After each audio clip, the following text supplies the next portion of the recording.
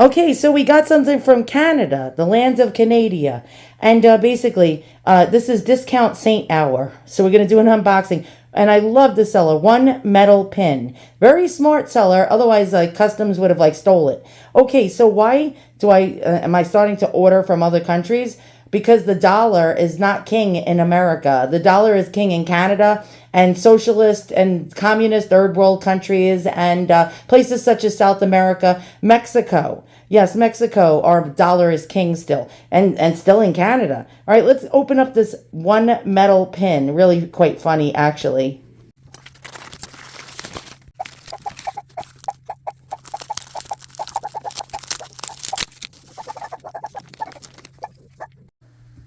All right, so this actually is bigger than I expected it to be. This is a relic of a saint. These are not cheap. I don't know why. Like you're not supposed to sell this stuff, by the way. And so, well, you're not supposed to be buying first class relics as well. But yeah, some people, my God, they have the nerve to charge like $1,000 for one of these, or 500, or 700. It's laughable because some of the saint relics that I've gotten before, like Saint Pope Pius X, I get them for $80. I got a couple of other first class relics that were about 100, maybe tops 125. And there's other sellers that are selling it for $600-700 on eBay with a make an offer button. And I offer what I generally pay for these, about 125 bucks, sometimes 80. And then they tell me to drop dead. Basically, one person actually sent me a message that said drop dead, literally drop dead. And so the prices of these are subjective. What one person's selling it for, another person's going to give it to me for 100, like this one, which was 100 Canadian. So it's even better because our dollar is worth more than Canadian. All right, so who do we have here? I don't know. This was Discount Saint. And when I say Discount Saint, it's a saint that you can afford, a relic. First class relic is the relic of the body of the saint. Could be a bone. It could be a piece of skin, a piece of the scalp, with the hair. It could be a toenail. It could be a part of the brain. It could be, yeah, like of the body. Second class, things they held and touched in life. A chalice, a book, a pen, their cloak, their veil, their cap, their stockings, their shoes. You get the gist. And third class is, if I took this scissor, by the way, that I cut vegetables from my garden with, and I went like this, my scissor now is a third class relic. Yes, my scissor is definitely a third class relic right now. It's anointed by the saints, and when I go out and do my vegetable gardening, this scissor will be that much holier. And so I'm not laughing or making fun. So this is a Catholic relic. It's an as. And you say, an as? Did you say, no, I did not say ASS. I said an as. And what is an as, boys and girls? An as is ex osibus, or ex osibus. I took Latin, I should know this. It means bone. So it comes from the bone of, who's this? MD? Is it a doctor? No. It's Marguerite D. I'm gonna get this wrong because this is a Discount Saint. I don't even know anything about her. We're gonna do the research, boys and girls. Saint Marguerite de Youville, and right there is the as. Oh, right there. That's Asaba. Oh, my nails need to be manicured. And what's going around it? It appears to be pyrite, boys and girls. I used to collect rocks. I actually have several hundred in my collection. It looks like it's pyrite. Pyrite is fool's gold. At first, I thought marcasite, but the more I look at this, I see golden color. I'm guessing this is pyrite. How old is this, you may ask? My guess is this is anywhere from the 20s to about the 50s. When was she made saint? I believe 1990 or 1991. So this was before she was a saint because it does not have an S in front of her name. Now, do we have the wax seal on the back? I sure hope so. Let's check this out. We're going to pull it off. And you're really not supposed to meddle with these things. And I'll be right back. Okay, I'm actually busting off my nail polish, my cheap dollar store nail polish, trying to get this off. By the way, this is 800 silver. Don't know if you can see that. 800 silver. What is that? 80% silver. I see a red stamp in there. That's a good sign, boys and girls. That means that this is actually a real authenticated relic. They're supposed to come with certificates. 9 times out of 10, they're orphans. And look, I'm getting the nail polish is literally coming off my nails as we speak. Yes. Yes. Oh, a score. It's real. It's real, boys and girls. All right, so this is from whatever authority with the Holy Roman Catholic Church. Sometimes it's the postular general. Sometimes it's the passionists. Sometimes it's, different sects of the religion will put their stamp on the back of there. But this is real. Even though it didn't come with a certificate, boys and girls, I can assure you this is real. All right, so the fact that this is real is really, really good. It took my nail polish off, but it was worth it. Gonna put it in a reliquary, which you should do. If you get one of these relics, please put it in a reliquary holder with a glass window where it's sealed up. Otherwise, these things totally disintegrate over the decades. Even though this has a glass front over it, it's better to keep them protected. I'll be right back, and then we'll talk about this particular saint and what they're known for. All right, so Saint Marguerite has a home now, a forever home. And like I said, always buy these if you're going to get a relic. I find these Lucy's, I call them Lucy's, all the time. They never last. The glue actually fails on them. Whatever they have glued in there fails on them if you don't buy one of these. Now, these things are very expensive, sometimes more than the relic itself. So I just want you guys to be aware of that. One of these could set you back at least minimum $100. And normal price would be about $80 to $175 on Amazon.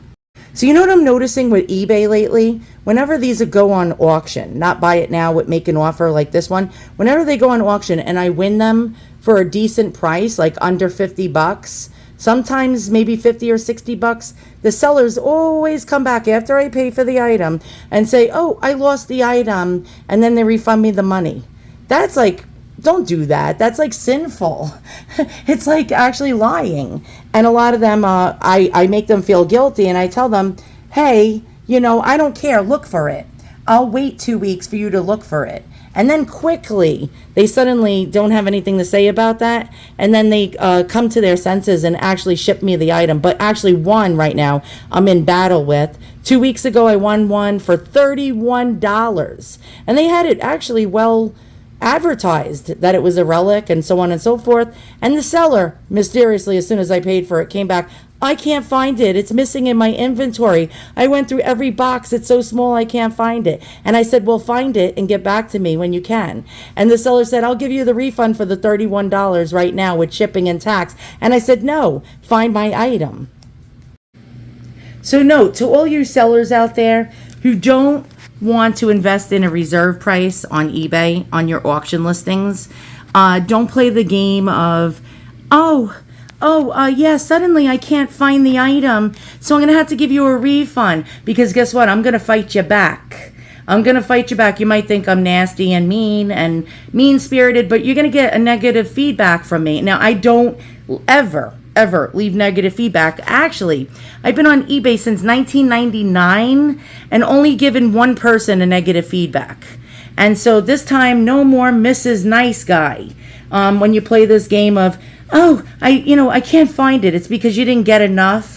You're not happy enough. You greedy bastard. You're not happy enough that you got 31 doll hairs or 100 doll hairs for your listing when you see other people selling the same ones for 500, 900, and 1,000, which, by the way, these are subjective. They're supposed to be given out for free, actually. You're not supposed to sell first-class relics. So don't be a greedy bastard, because I'll give you negative feedback and I'll argue with you and I'll fight with you because I want my relic. And all right, so Marguerite youville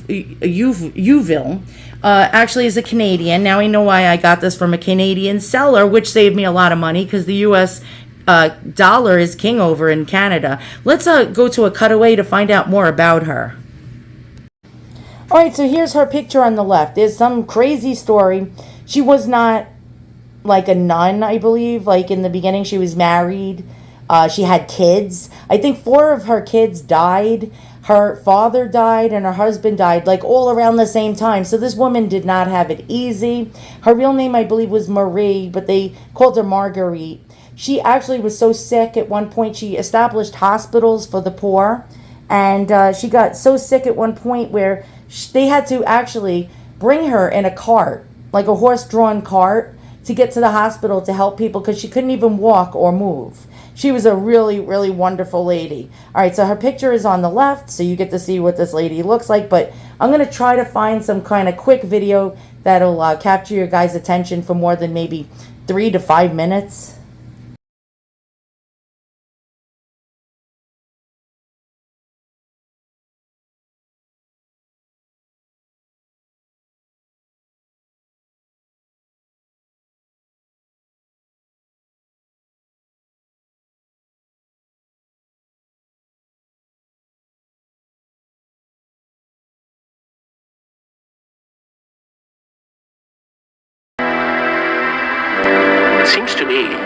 if we want to give credit where credit is due, that Sister Youville and her nuns were among the first to shape the kind of values that we hold near sacrosanct and dear in Canada. Health care for all, regardless of race, religion, status, ability to pay. Sister Marguerite Youville was born in Varennes, Quebec in 1701. She led the life of a typical well-to-do woman of her time until her unhappy marriage to François Youville in 1722. She became a widow. She was in 1730. She was 29 years of age. She already had 5 children, 4 of which had died in infancy, and she was pregnant for a 6th one. And the moment she became a widow, she started visiting the poor. She had experienced poverty herself, and it made her more sensitive to the poverty of others.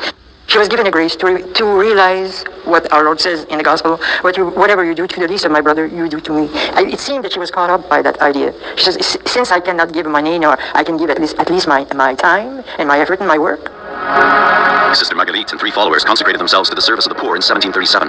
By the time the Sisters of Charity of Montreal were officially recognized in 1753, much had been accomplished. Marguerite and her sisters had taken over Montreal's General Hospital, completely renovated it, and opened it to anyone in need.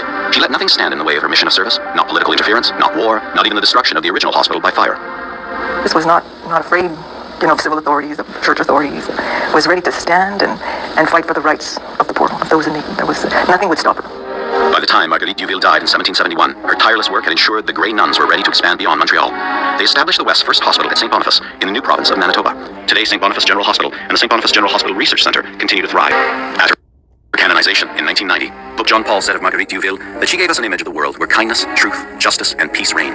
Through her life and work, she also proved beyond the shadow of a doubt that anything is possible. It's sometimes mesmerizing if you want, or it's the awe that just the one woman surrounding herself with other women was able to contribute to society, the society then, and then as the years went on, to societies abroad. Her charism and her mission is spread throughout the world. Like, she's all over. She's not only our foundress. I mean, she's a woman of her times and a woman for all. All right, I have a piece of cloth because I don't want to get my grubby fingerprints on here. All right, so here's the beautiful reliquary. Always put your relics in a reliquary. What did we learn? We didn't really learn much from that video. They were glossing over a couple of things, and they didn't tell us all the things about this saint. This saint was actually made fun of and called a lesbian because when her womanizing and liquor bootlegging husband died, her father died right after that, and her 4 children died. She only had 2 children left that were healthy, and what she did was she moved a bunch of infirm women into her home and took care of them, especially elderly women. There was a bunch of women living in there, and since her husband had such a bad reputation as a bootlegger of like liquor, they called them drunk lesbians, and so they did not tell you that. But she did multiple charitable things. The hospital that she actually started burned down, I think once or twice, at least once. She rebuilt it from scratch and continued on going. So with all this adversity, she kept on going. She never stopped, and that's why she is a saint, and I'm not, and neither are you. And so she was a phenomenal woman, helping the orphans, helping the poor, helping the needy, helping the sick, doing all sorts of really good things. So if you're trying to bid on these I'm going to give you as a warning, on eBay, a lot of sellers are very shady out there. They think these are worth thousands of dollars. They're greedy. You're not even supposed to sell these in the first place if you are a Catholic. Buying them is a dicey situation. You're really only supposed to buy 3rd-class relics, not 1st-class relics like this one, but I still buy them anyway. I'm going to be honest. I like them. I like to put them in these beautiful reliquaries and display them. They're just a reminder that there's better people than you or I out there. You know what I mean? And so the sellers, be very careful. If they start out their auction at $9.99 and you win it for a reasonable price, they will probably tell you they lost it and give you your money back. It happens to me all the time. This is probably about the 4th time in 1 month that I won one of these for a relatively good price. And they did that. All of a sudden, it gets lost suddenly. All right. We'll have to pray to St. Anthony for that one. All right. Thanks for watching. See you guys all soon. Wait and subscribe if you haven't already, because one's coming from Italy soon. So we're going to get an Italian one, and we'll go over the whole entire thing and how cool that relic is when that one comes, if it comes.